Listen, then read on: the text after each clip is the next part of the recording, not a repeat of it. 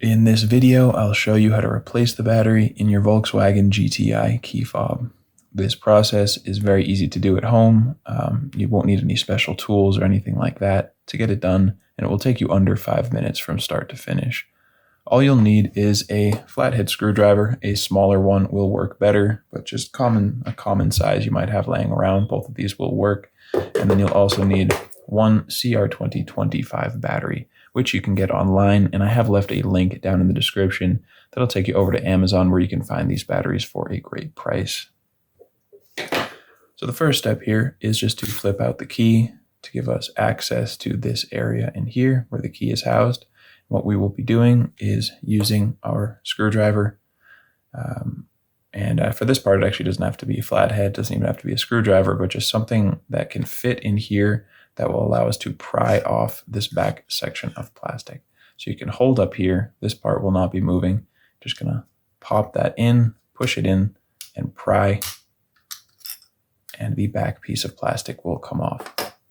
Now over here, best thing you can do is use a small flathead screwdriver to go into this indentation and pry out the battery. Other tools will work, of course, like a thick paper clip or a bobby pin, anything that can fit in here. What we want to do is just get under the battery and kind of pry it up and out. You can also do it with a larger flathead just by using the corner of the flathead screwdriver, but it is a bit more tricky, so you want to take your time. But the trick is just to slip it under the battery, and then the battery will pop right out. Now, you can grab your new CR2025 battery, and when you're putting it in, make sure that the positive side is facing up, plus sign facing up, and you'll slide it in under this piece of plastic first, and then click in the other side so that it sits flat in there. Now you can put the back piece of plastic on there. You want to do that by inserting these tabs into the side, and then you can close. Once it's all nice and in there, you want to make sure it's all the way in before you close this like a book, just pushing the other side. Now you can see I actually did that wrong. One of the tabs was not in the right place.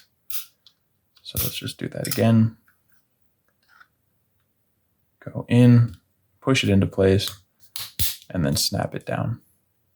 And if you want to make sure that you did everything correctly, you can just make sure that that light is coming on, and that means you are good to go. Your battery has juice and it's facing the right way and everything like that.